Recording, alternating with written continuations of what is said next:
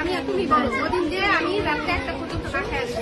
কোনো খবর ছিল খেয়ালে না মামা আমি খাইছি একা বলো আমি বলছি মামা আগে খাইতে ছিল এখন খাই একসাথে খাই আচ্ছা চলো একসাথে খাই তাহলে আমিও খাবো না আমরা সবাই খাওয়া শেষ